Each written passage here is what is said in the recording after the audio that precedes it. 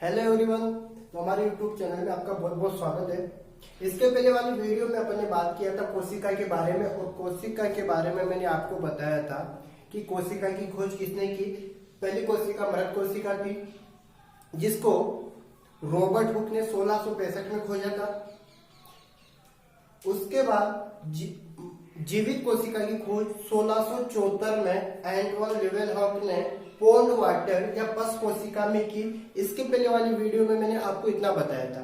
तो दोस्तों, अभी तक हमारे YouTube चैनल को यदि आपने सब्सक्राइब नहीं किया है तो सबसे पहले हमारे YouTube चैनल को सब्सक्राइब कीजिए और बेल आइकन पर क्लिक कीजिए, जिससे हमारा नेक्स्ट वीडियो आपको मिलता रहे।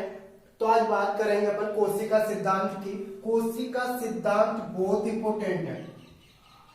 कोशिका सिद्धांत सर्वप्रथम में दो वैज्ञानिकों ने प्रतिपादित किया।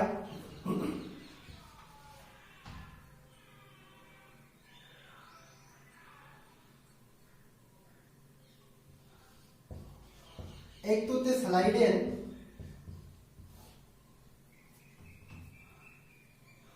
व दूसरे वैज्ञानिक थे स्वान। एक तो कौन थे?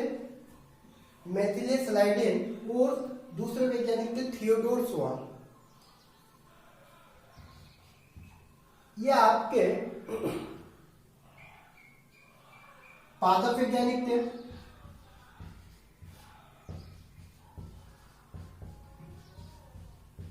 पादप वैज्ञानिक, ये आपके जंतु वैज्ञानिक थे।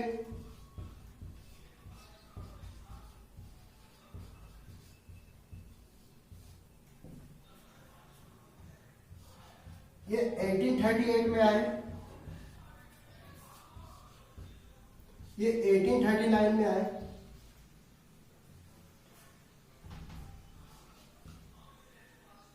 ये जर्मन वैज्ञानिक थे और ये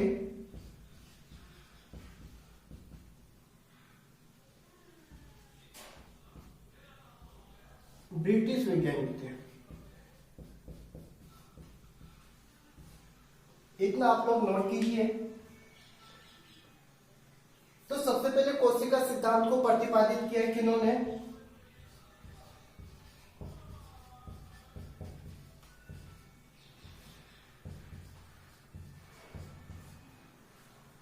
कोशिका सिद्धांत को स्लाइडेन और स्वान ने प्रतिपादित किया। और स्लाइडेन कहाँ के वैज्ञानिक थे? जर्मन के वैज्ञानिक थे। कब आए थे? 1838 में आए थे। कौन से वैज्ञानिक थे? पादप वैज्ञानिक थे। और जो स्वान थे वो आपके जंतु वैज्ञानिक थे। और ये कब आए थे? 1839 में आए थे, 1839 में आए थे। ये ब्रिटिश वैज्ञानिक थे। सबसे पहले बात करते हैं स्लाइडेन की, मैथिले स्लाइडेन की बात करते हैं। मैथिले स्लाइडेन ने बताया कि सभी पादप कोशिका और कोशिका उत्पाद से मिलकर बने होते हैं। सभी पादप कोशिका, सभी पादप कोशिका व उत्पाद से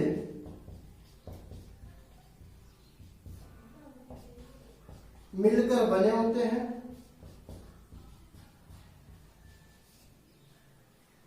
जंतु वैज्ञानिक की बात करें तो जंतु वैज्ञानिक ने आपको इन्होंने बताया कि सभी जंतु कोशिका व कोशिका उत्पाद से मिलकर बने होते हैं। सभी जंतु कोशिका व उत्पाद से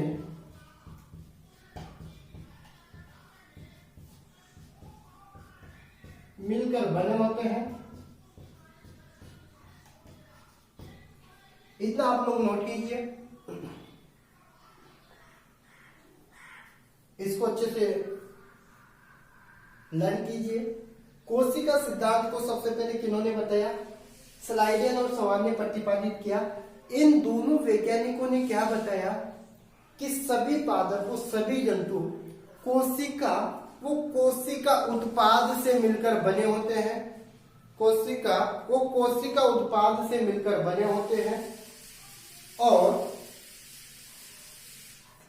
इन्होंने ये बताया कि जो ये सिद्धांत है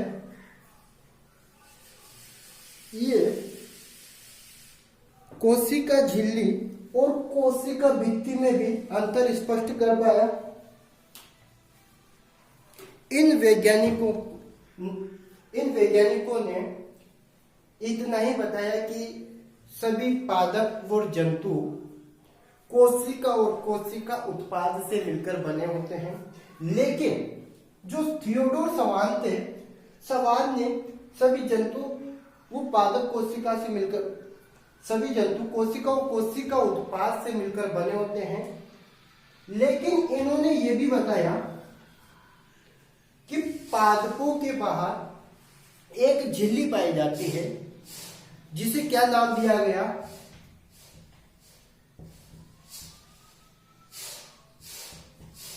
कोशिका भित्ति, क्या नाम दिया गया। और इन्होंने ये बताया कि जंतुओं के बाहर जंतु की कोशिकाओं के बाहर एक झिल्ली पाई जाती है, उसको आजकल हम जीवद्रव्य झिल्ली कहते हैं। क्या कहते हैं? जीवद्रव्य झिल्ली कहते हैं। और उस जीवद्रव्य झिल्ली को ही हम कोशिका झिल्ली कहते हैं। क्या कहते हैं? कोशिका झिल्ली। ठीक है, तो दोस्तों यहां तक सभी को क्लियर हो रहा है। इसके साथ ही मैं बात करता हूं, जो कोशिका भित्ति होती है आपकी, ये मृत होती है। कैसी होती है? मृत होती है। और जो जीवद्रव्य झिल्ली होती है ये क्या होती है? जीवित होती है। कैसी होती है? जीवित होती है। यहां तक सभी को क्लियर है। कोशिका सिद्धांत किन्होंने बताया? स्लाइडेन और सवान ने प्रतिपादित किया। स्लाइडेन कौन से वैज्ञानिक थे? पादप वैज्ञानिक थे। सवान कौन से वैज्ञानिक थे? जंतु वैज्ञानिक थे। स्लाइडेन कब आए? 1838 में आए, 1838 में आए। सवान कब आए? 1839, 1839 में आए। जो स्लाइडेन थे ये जर्मन के वैज्ञानिक थे। जो सवान थे ये ब्रिटिश के वैज्ञानिक थे। कहां के वैज्ञानिक थे? ब्रिटिश के वैज्ञानिक थे। अब ये वैज्ञानिक इतना ही बता पाए, इससे आगे नहीं बता पाए। अब इससे आगे भी बहुत कुछ जानना था, तो ये दोनों वैज्ञानिकों का कोशिका सिद्धांत यहीं पर रोक दिया गया, क्योंकि इससे आगे ये कुछ नहीं बता पाए। अब इससे आगे अपन बात करते हैं इस सिद्धांत को नया रूप किन्होंने दिया। यहां तक सभी को क्लियर हो गया? ओके, अब बात करते हैं अपन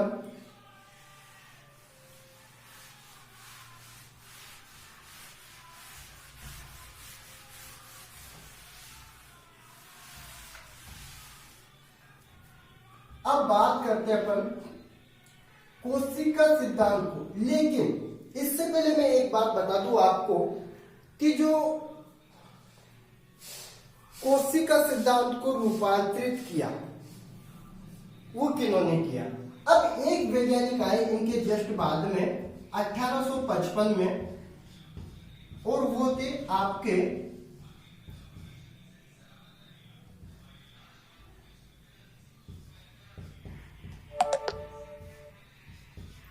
रुडोल्फ विर्चो।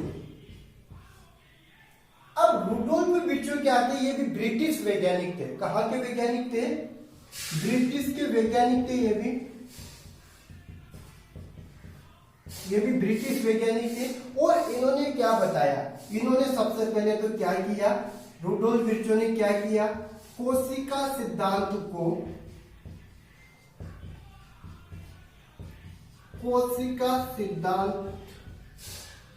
को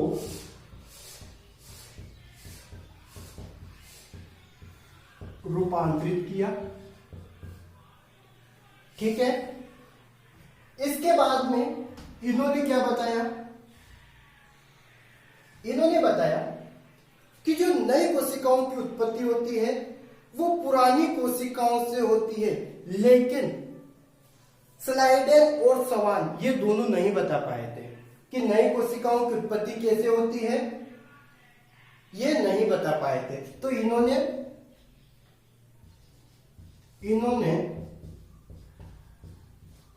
बताया कि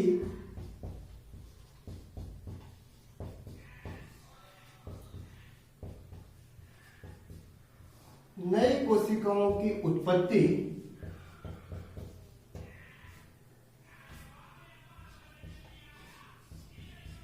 पूर्ववर्ती कोशिका, पूर्ववर्ती का मतलब आपने क्या हो गया, मतलब पुरानी कोशिका जो पहले से उपस्थित है। पूर्ववर्ती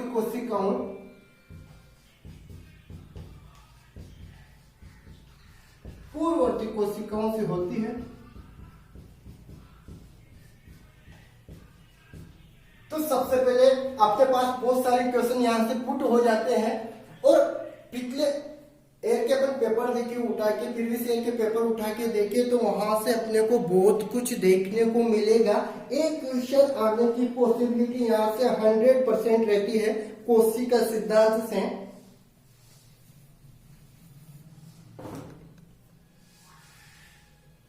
सबसे पहले मैं बात करता हूं कि कोशिका सिद्धांत किन्होंने प्रतिपादित किया था, स्लाइडेन और सवान ने। ठीक है, अब कोशिका सिद्धांत को किन्होंने रूपांतरित किया, रुडोल्फ विर्चो ने। कब आए? 1855 में आए। कहाँ के वैज्ञानिक थे? ब्रिटिश के वैज्ञानिक थे। क्या बताया इन्होंने कि जो जो नई कोशिकाएं होती है उनकी उत्पत्ति कहाँ से होती है? पूर्ववर्ती या पुरानी कोशिकाओं से होती है। यहां तक सभी को क्लियर है? तो दोस्तों, अभी तक यदि आपने हमारे YouTube चैनल को सब्सक्राइब नहीं किया है तो फिर सबसे पहले आप हमारे YouTube चैनल को सब्सक्राइब कीजिए और बेल आइकन पर क्लिक कीजिए, जिससे हमारे नए वीडियो का नोटिफिकेशन आपको मिलता रहे। ठीक है, इससे आगे अपन बात करते हैं। इन्होंने बताया, रुडोल्फ विर्चो ने, कि जो सभी जीव हैं, सभी पादप हैं, सभी जंतु हैं, सब कोशिका और कोशिका उत्पाद से मिलकर बने होते हैं। यहां तक सभी को क्लियर हो गया? अब इसके बाद में अपन नेक्स्ट टॉपिक लेते हैं, बहुत इंपॉर्टेंट है ये टॉपिक, बहुत इंपॉर्टेंट है। कोशिका सिद्धांत से एक क्वेश्चन आता है, 100% एक क्वेश्चन आपका नीट में मिलेगा, जेट आईसीआर में मिलेगा। 100% एक क्वेश्चन की पॉसिबिलिटी है जो आपको कोशिका सिद्धांत से, सेल थ्योरी से देखने को मिलेगी। इसके बाद में मैं बात करता हूं, अब बहुत इंपॉर्टेंट टॉपिक है जो आपको आज दिन तक समझ में नहीं आया हुआ, लेकिन आज मैं उस टॉपिक को आप बहुत इजी वे में समझाने वाला हूं। तो आप हमारे वीडियो को कंटिन्यू देखते रहिए, वीडियो पे कंटिन्यू बने रहिए, जिससे आपको नेक्स्ट टॉपिक बहुत इजीली समझ में आ जाए। तो नेक्स्ट टॉपिक है अपना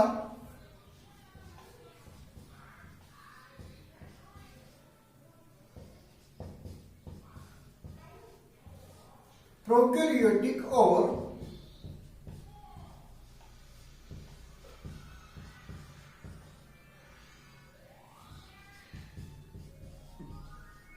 यूकेरियोटिक कोशिका। अब दोस्तों मैं आपको बता दूं कि जो प्रोकैरियोटिक और यूकेरियोटिक कोशिकाएं होती है, इनको किस बेसिस पर डिफाइन किया गया है और किस बेसिस पर बताया गया है, अपन किस बेसिस पे आइडेंटिफाई करेंगे कि ये कोशिका प्रोकैरियोटिक है या ये कोशिका यूकेरियोटिक है। तो आज दिन तक आपके डाउट बना होगा और वही डाउट मैं आज आपका क्लियर करूंगा। ठीक है, तो प्रोकैरियोटिक और यूकेरियोटिक कोशिका को किस बेसिस पर डिफाइन किया गया है? केंद्रक के बेसिस पर डिफाइन किया गया है। अब वो कैसे डिफाइन किया गया है, चले आ जाइए। तो ये आपकी कोशिका है और कोशिका के अंदर क्या होता है? कोशिका द्रव्य होता है। क्या होता है? कोशिका द्रव्य। कोशिका के अंदर क्या होगा? कोशिका द्रव्य होगा, और कोशिका द्रव्य में क्या होगा? प्रत्येक कोशिका के अंदर क्या होगा? केंद्रक होगा। क्या होगा भाई? केंद्रक होगा। और केंद्रक को क्या बोला जाता है? कोशिका का मास्टरमाइंड। क्या बोला जाता है? कोशिका का मास्टरमाइंड बोला जाता है इसको, कोशिका का मास्टरमाइंड। बहुत इंपोर्टेंट है। कभी कभी क्वेश्चन आ जाता है कि कोशिका का मास्टरमाइंड किसे बोलते हैं। तो किसको बोलते हैं भाई कोशिका का मास्टरमाइंड? केंद्रक को बोलते हैं। अब यहां से अपन समझेंगे कि प्रोकैरियोटिक और यूकैरियोटिक कोशिका क्या होती है। अब मैं दोस्तों आपको बता दूं कि प्रोकैरियोटिक और यूकैरियोटिक क्या होती है। यदि केंद्रक के बाहर झिल्ली पाई जाएगी, यदि मान लो केंद्रक के बाहर क्या पाई जाएगी? केंद्रक झिल्ली पाई जाएगी। यहां पे मैं बता दूं आपको,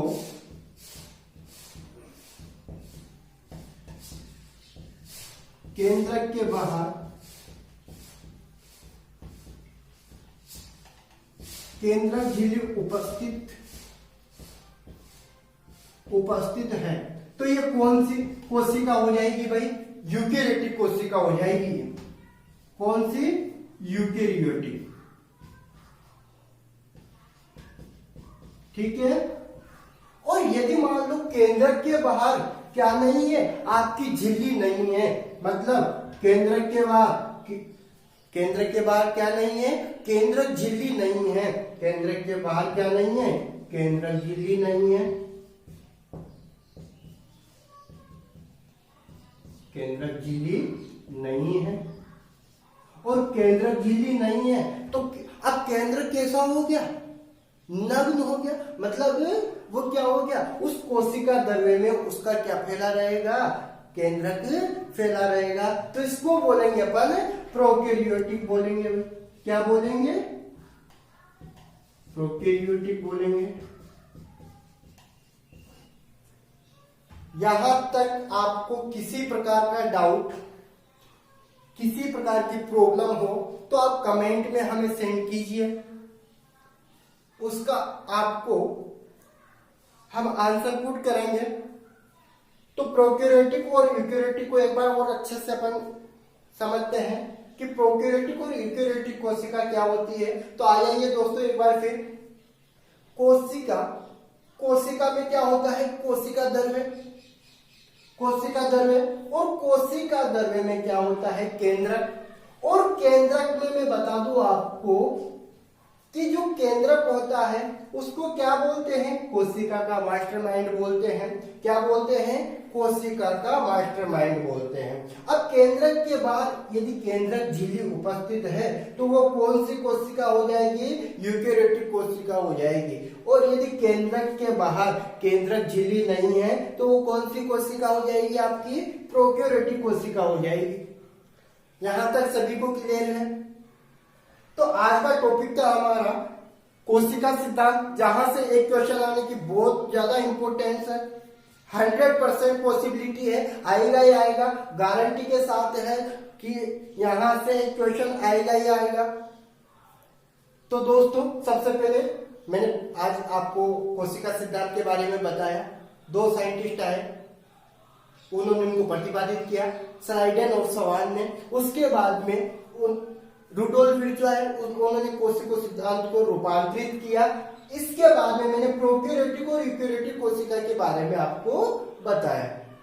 तो ये आज आपका डाउट जो बना हुआ था कि प्रोकैरियोटिक और यूकैरियोटिक कोशिका क्या होती है, उसके बारे में मैंने आपको बताया। अब नेक्स्ट वीडियो में अपन बात करेंगे कोशिका अंग की, जो बहुत इंपॉर्टेंट है कि कौन से अंग झिल्ली रहित होते हैं, कौन से द्विझिल्ली होते हैं, कौन से एकल झिल्ली होते हैं। तो दोस्तों अभी तक आपने हमारे YouTube चैनल को यदि सब्सक्राइब नहीं किया है तो सबसे पहले हमारे YouTube चैनल को सब्सक्राइब कीजिए और बेल आइकन पर क्लिक कीजिए, जिससे आपको हमारा नेक्स्ट वीडियो मिलता रहे। इसके बाद में नेक्स्ट क्लास जो होगा वो बहुत इंपॉर्टेंट होगा, तो कंटिन्यू हमारे YouTube चैनल पे बने रहिए। Thank you so much.